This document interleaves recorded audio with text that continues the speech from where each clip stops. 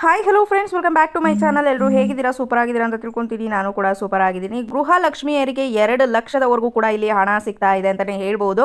So ನಿನ್ನೆ ಒಂದು ಕ್ಲಾರಿಟಿಯನ್ನು ಕೊಟ್ಟಿದ್ದೆ ವಿಡಿಯೋದಲ್ಲಿ. ಯಾರೆಲ್ಲ ನೋಡಿಲ್ಲ ಸೊ ಅಂಥವ್ರು ಮಿಸ್ ಮಾಡದೆ ಈ ಒಂದು ವಿಡಿಯೋನ ಕೊನೆ ತನಕ ನೋಡಿ ಅಂತ ಹೇಳೋದಕ್ಕೆ ಇಷ್ಟಪಡ್ತೀನಿ. ಯಾಕೆಂತಂದರೆ ಈ ಸರ್ಕಾರ ಒಂದು ರೀತಿಯಾಗಿ ನಿರ್ಧಾರವನ್ನು ಮಾಡಿದೆ. ಸೊ ಅದು ಕೆಲವಷ್ಟು ಜನಕ್ಕೆ ಉಪಯೋಗ ಕೂಡ ಆಗ್ಬೋದು, ಇನ್ನು ಕೆಲವಷ್ಟು ಜನಕ್ಕೆ ಅನ್ನಿಸ್ಬೋದು ಇವ್ರಿಗೆ ಮಾಡೋದಕ್ಕೆ ಕೆಲಸ ಇಲ್ಲ, ಸೊ ಹಾಗಾಗಿ ಈ ರೀತಿ ಏನೋ ಒಂದು ಟೆಕ್ನಿಕನ್ನು ಉಪಯೋಗಿಸ್ತಾ ಇದ್ದಾರೆ ಅಂತ.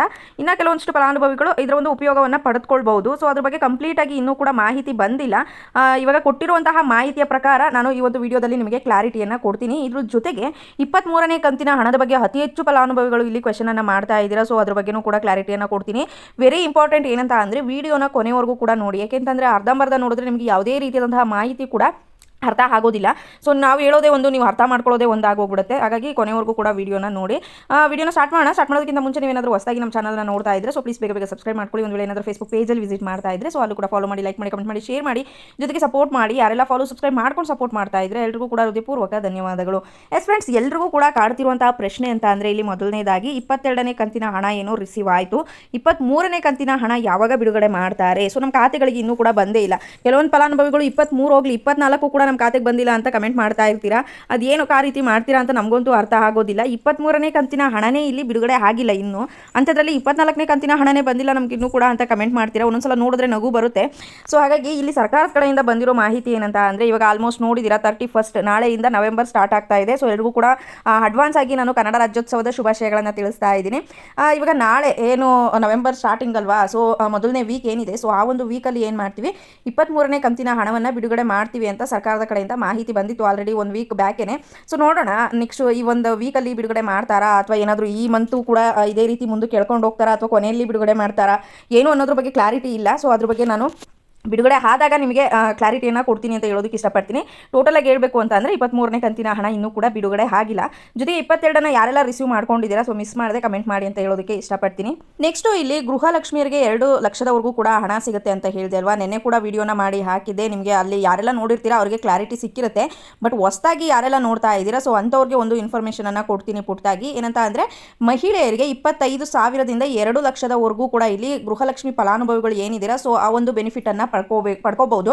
ಗೃಹಲಕ್ಷ್ಮಿ ಫಲಾನುಭವಿಗಳಿಗೆ ಆರ್ಥಿಕವಾಗಿ ನೆರವನ್ನು ನೀಡೋದಕ್ಕೆ ಇಲ್ಲಿ ಏನು ಮಾಡ್ತಾ ಇದ್ದಾರೆ, ಮಹಿಳಾ ಸಬಲೀಕರಣಕ್ಕೆ ಇಲ್ಲಿ ಸರ್ಕಾರ ಒಂದು ದಿಟ್ಟ ನಿರ್ಧಾರವನ್ನು ಮಾಡಿದೆ. ಮಹಿಳಾ ಹಾಗೂ ಮಕ್ಕಳ ಅಭಿವೃದ್ಧಿ ಕಲ್ಯಾಣ ಇಲಾಖೆ ಕಡೆಯಿಂದ ಈ ರೀತಿಯಾದಂತಹ ಒಂದು ಚಿಂತನೆ ನಡೆದಿರುವಂಥದ್ದು. ಇದರ ಒಂದು ಮೇನ್ ಬೆನಿಫಿಟ್ ಏನಪ್ಪಾ ಅಂತಂದ್ರೆ ಮಹಿಳೆಯರನ್ನ ಸ್ವಾವಲಂಬಿಗಳಾಗಿ ಮಾಡೋದಕ್ಕೋಸ್ಕರ ಏನು ಮಾಡ್ತಾ ಇದ್ದಾರೆ, ಗೃಹಲಕ್ಷ್ಮಿ ವಿವಿಧೋದ್ದೇಶ ಸಂಘ ಪ್ರಾರಂಭವನ್ನು ಮಾಡ್ತಾ ಇದ್ದಾರೆ. ನವೆಂಬರ್ 19ರಂದು ಇಲಾಖೆಯಿಂದಲೇ ಬ್ಯಾಂಕ್ಗೆ ಚಾಲನೆಯನ್ನು ಕೊಡ್ತಿರುವಂಥದ್ದು. ಗೃಹಲಕ್ಷ್ಮಿ ಯೋಜನೆ ಏನು ಯೂಸ್ ಮಾಡ್ಕೊಳ್ತಿದ್ದೀರಾ ಆ ಒಂದು ಫಲಾನುಭವಿಗಳಿಗೆ ಒಂದು ಗುಡ್ ನ್ಯೂಸ್ ಅಂತಲೇ ಹೇಳ್ಬೋದು. ಇಲಾಖೆ ಕಡೆಯಿಂದನೇ ಇಲ್ಲಿ ಅರ್ಜಿಯನ್ನು ಫಿಲ್ ಮಾಡಿಸ್ತಾರೆ. ಜೊತೆಗೆ ಫೀಸನ್ನು ಕೂಡ ಕಟ್ಬಿಟ್ಟು ನೀವು ಏನು ಮಾಡಬೇಕಾಗುತ್ತೆ, ಅರ್ಜಿಯನ್ನು ಅಪ್ಲೈ ಮಾಡಬೇಕಾಗುತ್ತೆ. ಇಲ್ಲಿ ಗೃಹಲಕ್ಷ್ಮಿ ಫಲಾನುಭವಿಗಳಿಗೆ ಮಾತ್ರ ಒಂದು ಅರ್ಜಿ ಹಾಕುವಂತಹ ಅರ್ಹತೆ ಇರುವಂಥದ್ದು. ನೆಕ್ಸ್ಟ್ ಅಕೌಂಟನ್ನು ಅದಕ್ಕೋಸ್ಕರನೇ ಪ್ರತ್ಯೇಕವಾಗಿ ತೆಗಿಬೇಕಾಗುತ್ತೆ. ಅಂತ ಅಂದರೆ ಒಂದು ಪ್ರೈವೇಟ್ ಅಕೌಂಟನ್ನೇ ನೀವು ಮಾಡ್ಕೋಬೇಕಾಗುತ್ತೆ. ಅದಕ್ಕೆ ಸಪ್ರೇಟ್ ಆಗೇನೆ 25ರಿಂದ 2 ಲಕ್ಷದವರೆಗೂ ಕೂಡ ನಿಮಗೆ ಏನಾಗುತ್ತೆ ಲೋನ್ ಸಿಗುತ್ತೆ. ನೀವು ಸಂಘವನ್ನು ಓಪನ್ ಮಾಡ್ಕೊಳ್ತೀರಾ ಅಲ್ವಾ, ಅವಾಗ ಸ್ಟಾರ್ಟಿಂಗಲ್ಲಿ 2,000 ಹಣವನ್ನು ನೀವು ಡೆಪಾಸಿಟ್ ಮಾಡಬೇಕಾಗುತ್ತೆ. ಮೇನ್ ಕೆನರಾ ಬ್ಯಾಂಕ್ನಲ್ಲಿ ಅಕೌಂಟ್ ಓಪನ್ ಮಾಡಬೇಕಾಗುತ್ತೆ. ಜೊತೆಗೆ ಇದ್ರ ಬಗ್ಗೆ ಇನ್ನೂ ಏನಾದರೂ ಮಾಹಿತಿ ಬೇಕು ಅಂತ ಅಂದರೆ ನಿಮಗೆ ಅಂಗನವಾಡಿ ವರ್ಕರ್ಸ್ ಏನಿರ್ತಾರೆ ಸೊ ಅವರುಗಳ ಮೂಲಕ ನೀವು ಇಲ್ಲಿ ಮಾಹಿತಿಯನ್ನು ಕಲೆಕ್ಟ್ ಮಾಡ್ಕೋಬಹುದು. ನವೆಂಬರ್ 19ರಿಂದ ಇಲ್ಲಿ ಬ್ಯಾಂಕ್ಗೆ ಚಾಲನೆಯನ್ನು ಕೊಡ್ತಿರುವಂಥದ್ದು. ರಾಜ್ಯದ ಎಲ್ಲ ಜಿಲ್ಲೆಗಳಿಂದನೂ ಕೂಡ ಇವಾಗಲೇ ಅರ್ಜಿಯನ್ನು ಕರೆದಿದ್ದಾರೆ. ನಿಮಗೆ ಏನಾದರೂ ಇಂಟ್ರೆಸ್ಟ್ ಇತ್ತು ಅಂತ ಅಂದರೆ ಇವಾಗ ನೆಕ್ಸ್ಟ್ ನವೆಂಬರ್ 19ರಿಂದ ಏನು ಚಾಲ್ತಿಗೆ ತರ್ತಾರೆ ಅಲ್ವಾ, ಸೊ ಅದ್ರ ಬಗ್ಗೆ ಆಮೇಲೆ ನೆಕ್ಸ್ಟ್ ಅಪ್ಡೇಟ್ಗಳನ್ನು ಕೊಡೋದಕ್ಕೆ ಸ್ಟಾರ್ಟ್ ಮಾಡ್ತಾರೆ. ಇವಾಗ ಸ್ಟಾರ್ಟಿಂಗ್ ಅಂತ ಅಂದರೆ ಮೊದಲನೇ ಸ್ಟೆಪ್ಪನ್ನು ಇಡ್ತಾ ಇದ್ದಾರೆ ಸರ್ಕಾರದ ಕಡೆಯಿಂದ ಅಂತಲೇ ಹೇಳ್ಬೋದು. ಸೊ ಇದ್ರ ಬಗ್ಗೆ ನಮಗೆ ಏನು ಅನ್ಸುತ್ತೆ ಅಂತ ಅಂದರೆ ಇವಾಗ ಸ್ವಲ್ಪ ಗೃಹಲಕ್ಷ್ಮಿ ಯೋಜನೆ ಹಣವನ್ನು ಕೊಡೋದಕ್ಕೆ ಇಲ್ಲಿ ಟೈಟ್ ಆಗ್ತಾ ಇದೆ ಸರ್ಕಾರಕ್ಕೆ.